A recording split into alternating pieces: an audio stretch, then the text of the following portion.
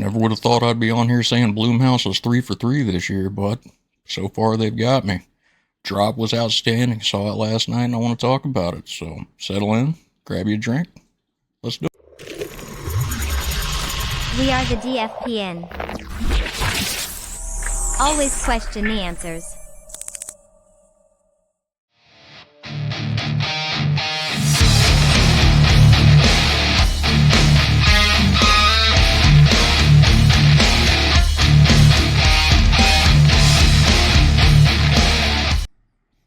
What's up, everybody? Welcome to Nightmares at Nerdscapes. I'm CJ. Today we are going to be going over Drop, the new Christopher Landon directed film, written by Gillian Jacobs and Chris Roach, released earlier this year. And yes, you are not having deja vu. I have reviewed this once already. But with me being new to this and frankly not knowing my ass from a hole in the ground, I lost audio a few minutes into it, so the bulk of my review is just me sitting here expecting you guys to be able to read lips. So we're going to go ahead and wind this back a little bit and do it again, which I am more than happy to do about this movie. 2025 has been a great year for horror. So far, I've been very, very happy with the fact that I have been at least content with every movie that I've seen this year. Horror movie. From Lee Whannell's Wolfman, which I thought, contrary to what a lot of people on the internet said about it, I thought as a treatment of what illness does to a family and the relationship dynamics within it was a very, very good movie. I have a review for that. You check that out. If I can figure out how to do it, I'll put a link up here. We got The Woman in the Yard, which I also thought was very, very well done. Very, very creepy. Even though I think the MPAA screwed up on how they rated it. Also did a review of that one. Feel free to check that out. And then Sinners, which I am not gonna go watch my review about Sinners. That's gonna be that'll be a top 3 movie for me this year. I'll almost guarantee it. But yeah, Drop. So basic premise of this one, you've got a widowed mother, an abuse survivor, who's been living on her own with her son for a long time, has a good relationship with her sister, who has been talking to a photographer online through a dating app for some time. I think 3 months is the timeline that they give, and then finally decides that it's time to actually meet up and go out on a date. So these two meet up in downtown Chicago. Hey. Hi, sorry, I got a drink because I was nervous. I had a couple in the car on the way over.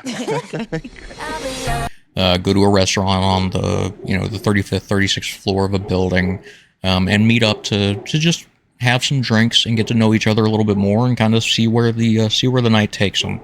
And these two characters, Violet and Henry, played by Megan Fahey and Brandon Sklenar, are really good. They're just really good. The chemistry between them is it feels organic. It doesn't feel forced. Even with all the crazy shit that the characters go through over the course of the movie. But, as the night rolls on, you quickly learn that something's wrong. Unfortunately, because this is a Blumhouse film, you probably already know the vast majority of this plot. There is a app on that shows up on her phone called DigiDrop. You can guess what that's a play on. And weird messages start coming into her phone, and it spirals and builds from there, right, up to and through really the climax of the film. but it's really smartly handled. The acting is very well done. The direction is very well done.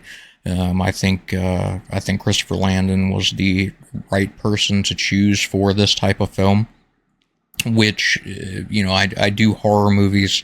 I don't know that I would consider this a horror movie. This is very much more in the whodunit action thriller genre. I think the way I compared it in my last review, and I think the way it still kind of sticks out to me, is it's very much You Got Mail meets Die Hard, or Speed in a restaurant. You can kind of go either way with it, right? It's but it's very, very good. The action in it is limited to a couple scenes, but the action that's there is very enjoyable. It's very entertaining. The chemistry, again, between all of the members of the cast is very, very good. The bartender is awesome. The waiter that they get, who's on his first shift and is overly excited about it, is funny. He brings a lot of levity to the movie that I think is needed. Otherwise, this would take a very dark turn, and I just don't think that it would be as enjoyable for the audience. So it was nice to have that little injection of, here's a really obnoxious member of the wait staff who's just gonna ride your nerves the entire night, but he's trying so hard that you can't really be mad at him. And the actor that they got to play him, we'll look it up real quick because it's a name that I can never remember. Jeffrey Self plays Matt, the waiter, and he's hilarious. He does a great job. But Megan Fahey is the one that I cannot say enough good things about. I was not super familiar with her as an actress. I know I've seen her on a couple things, but she's never been an actress that I've really followed up until now. Like this movie, she's great in this movie. She plays it as a mature, nervous, vulnerable, but very strong-willed. Like she plays the survivor mentality, or she plays it very well. And her co-lead here both are outrageously sexy in this movie. And I don't know how else to put it, but the chemistry between them and the maturity that they handle the situation that they're in feels right. It feels appropriate. It feels like two people that have been around the block, that have dealt with some shit, and they're not out to hurt anybody's feelings, but they also don't have time for any bullshit. They've got other responsibilities, right? And if this isn't going to work, then they're not going to force something that isn't there. Thankfully, with their chemistry and with the dialogue that they're given, and the two stars, they're able to make everything believable to a point. Now, I'm not going to spoil anything, but I am going to say this. If you are someone who cannot sit down and watch a movie without nitpicking every single thing that doesn't seem to make rational sense, not logical sense, but rational sense, right? If you can't understand why someone would do A versus B, either, I'm not going to say skip this one. You should still go see it. It's still a fun time, but understand that there are some you've got to suspend your disbelief a little bit. Otherwise, there are parts of the movie that just aren't gonna, they're not gonna mesh well for you, right? But overall, I thoroughly enjoyed this movie.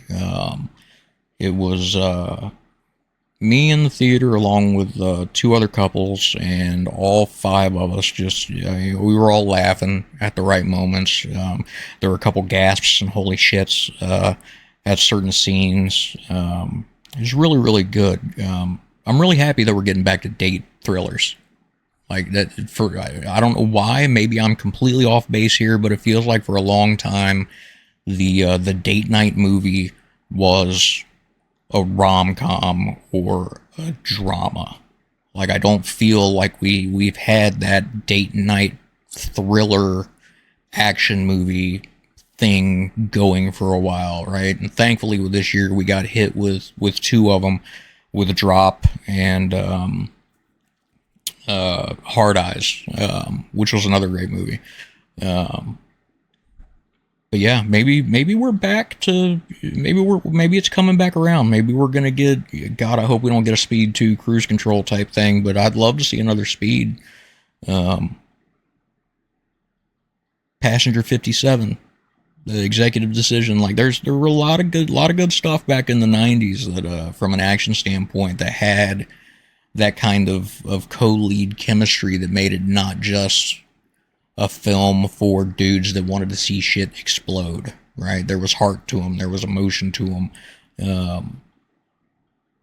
But yeah, I'm happy that it's coming back around, and I'm as much as Blumhouse tends to disappoint me with their first quarter films, 2025 has been a good year for them so far with Drop and with The Woman in the Yard. So we'll see what else they got. Maybe maybe this is going to be a good year for them. You know, 2024 was very much the year of Dan Stevens when it came to movies, between Abigail and Cuckoo and some of the other ones he was in. Maybe 2025 is just Blumhouse's year. We'll see. Anyway, stick with me through it, and I'll be reviewing all of them that I can. So again, thanks. Appreciate you guys sticking with me through another version of this review. If you've already seen it, thanks for watching the last one, and thank you again for watching this one. I hope you got something out of both. Hopefully something a little different. For folks that are here for the first time, please remember, like, share, subscribe, all that good stuff.